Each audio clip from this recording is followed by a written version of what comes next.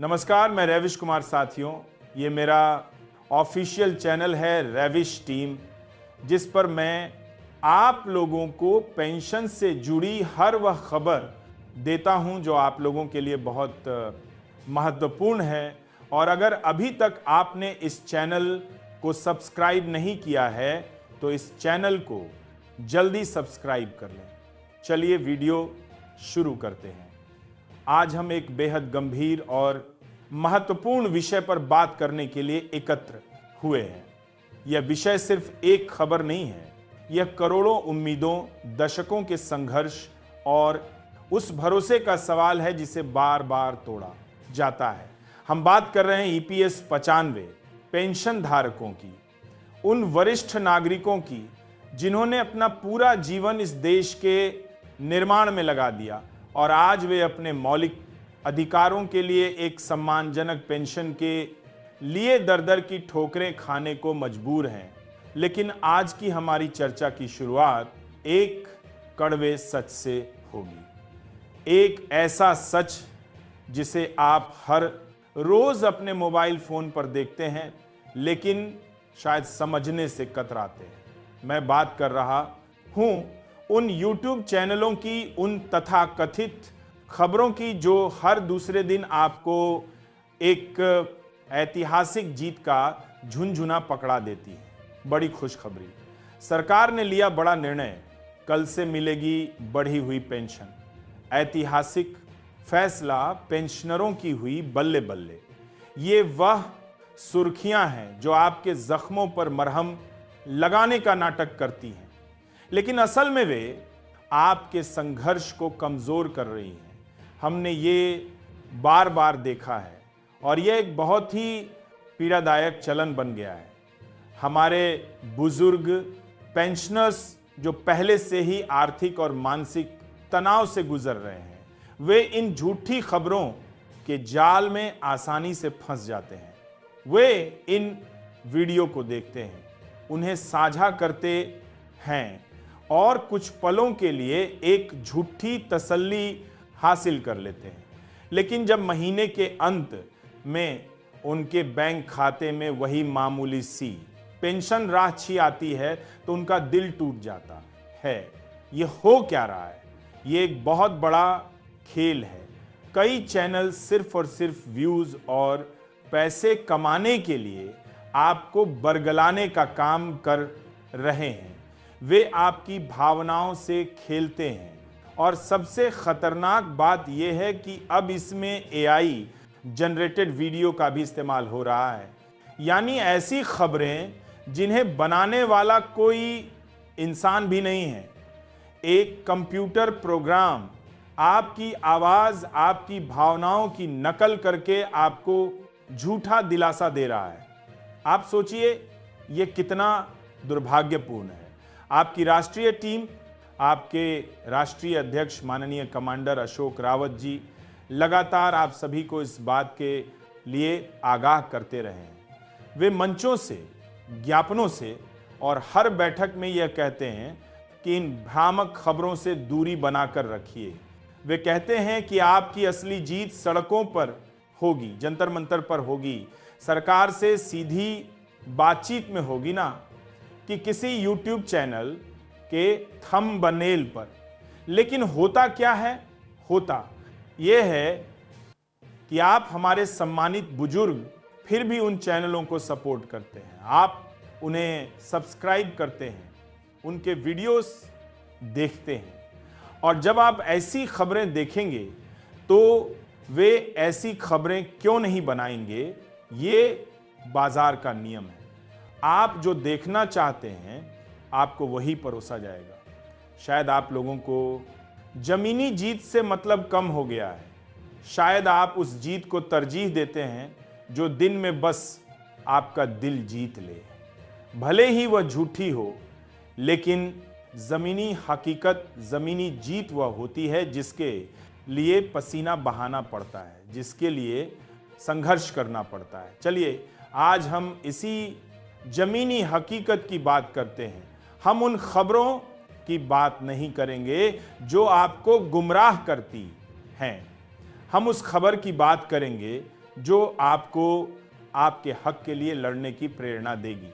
हम बात करेंगे उस असली संघर्ष की जो पर्दे के पीछे नहीं बल्कि खुले मैदान में लड़ा जा रहा है, और इस संघर्ष की बसे ताजा और सबसे बड़ी हुंकार गुजरात की धरती से आई है। जी हाँ, गुजरात से हमारे पास एक बहुत बड़ी और महत्वपूर्ण जानकारी आई है। गुजरात डेयरी विकास निगम ने एक ऐतिहासिक आह्वान किया है। उन्होंने आगामी 3 और 4 दिसंबर को नई दिल्ली के जंतर मंतर पर होने वाले राष्ट्रीय संघर्ष समिति NIC के विशाल और निर्णायक आंदोलन के लिए एक बड़ा संदेश जारी किया है। यह संदेश सिर्फ एक निगम का संदेश नहीं है, यह गुजरात के लाखों पेंशनरों की अंतरात्मा की आवाज है। गुजरात डेयरी विकास निगम ने पूरे गुजरात भर के EPS 95 से जुड़े हुए पेंशनरों से ये पुरजोर अपील की है, ये आह्वान किया है कि आप सभी अधिक से अधिक संख्या में दिल्ली जरूर चलें।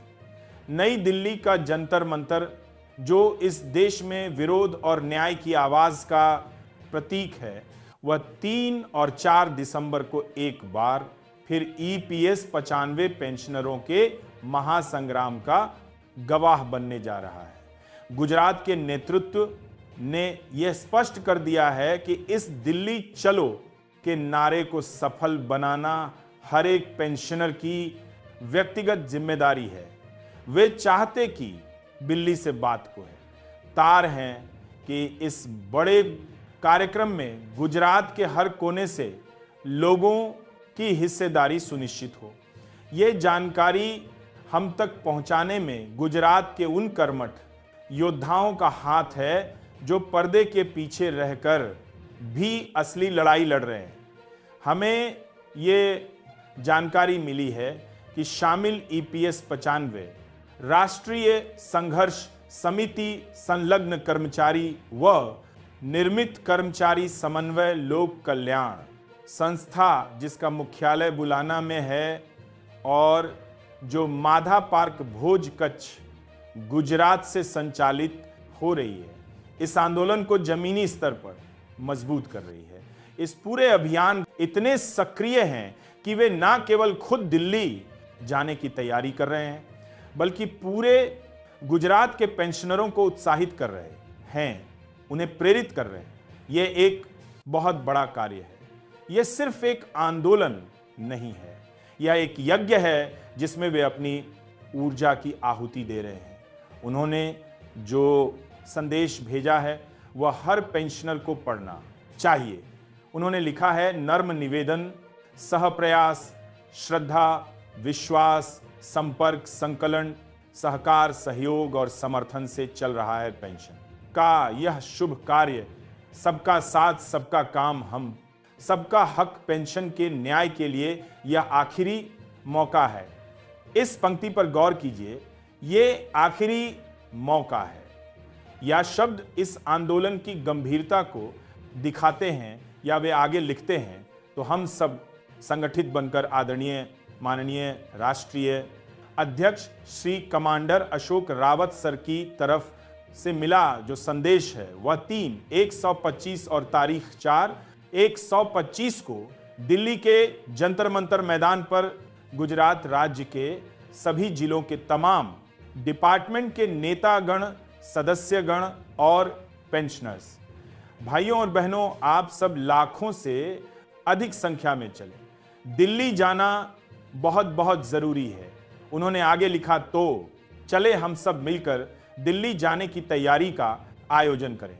आभार सरसी पटेल प्रांतीय अध्यक्ष और BK चौहान प्रांतीय सचिव, गुजरात राज्य राष्ट्रीय EPS 95 सेवा निवृत्त वृद्ध पेंशनर्स परिवार संगठन समाधान समिति मादा park Kutch Gujarat.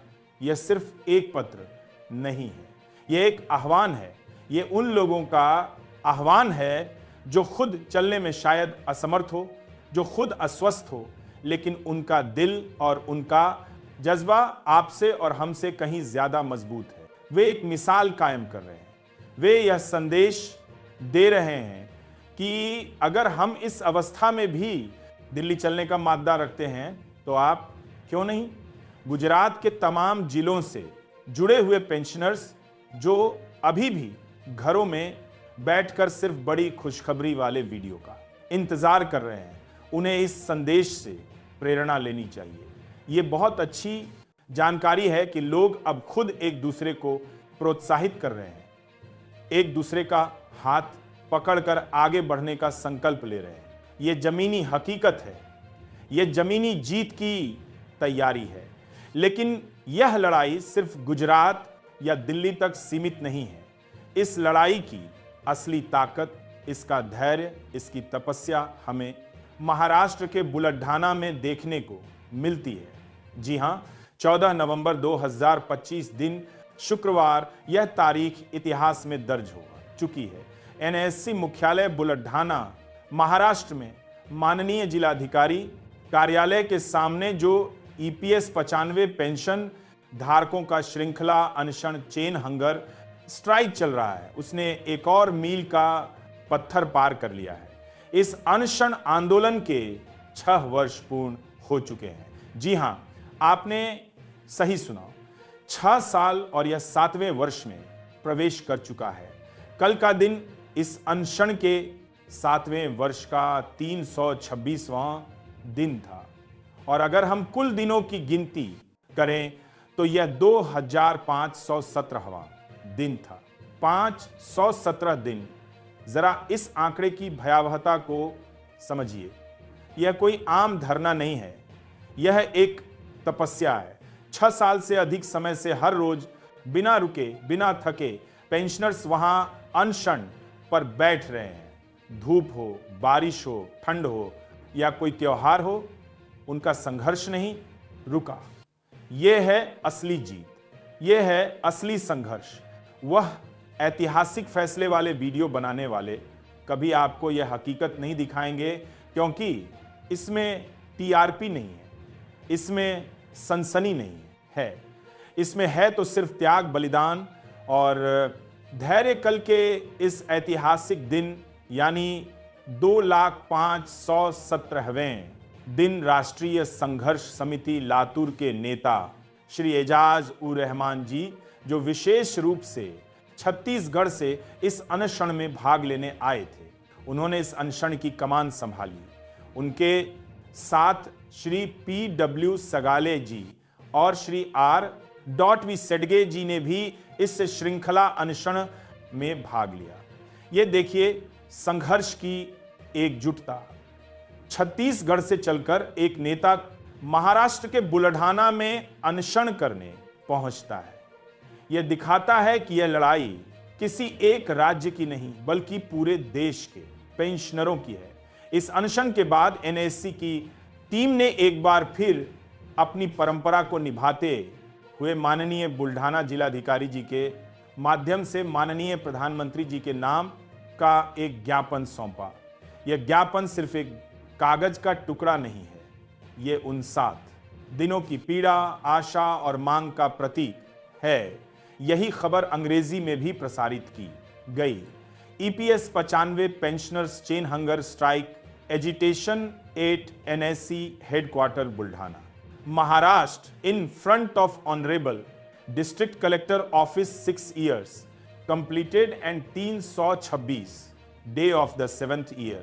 Total 2057 day NSC leader Mr. Ejazur Rahman ji from Chhattisgarh, Mr. PW Sanghale G and Mr. R.V. Sage JE are fasting. In today's chain hunger agitation, the memorandum addressed to the Honorable Prime Minister through Honorable Collector Buldana handed over by NSC team. तो हमारे पास ये 2 बहुत ही महत्वपूर्ण और असली खबरें थी। एक तरफ गुजरात जो दिल्ली में होने वाले महासंग्राम के लिए हुंकार भर रहा है और दूसरी तरफ बुलढाना जो पिछले 6 सालों से भी अधिक समय से इस लड़ाई की लौ को जलाए हुए हैं। गुजरात से जुड़े हुए पेंशनर्स लगातार प्रयास कर रहे हैं कि उनके यहाँ से हर जिले से तमाम पेंशनर नई दिल्ली के जंतर मंतर मैदान पर पहुंचे। वे एक दूसरे को प्रेरित कर रहे हैं, संसाधन जुटा रहे हैं और ये सुनिश्चित कर रहे हैं कि 3 और 4 दिसंबर को दिल्ली में गुजरात की आवाज सबसे बुलंद हो। अब अंत में मैं आप सभी लोगों से, जो भी इस वीडियो को देख रहे हैं,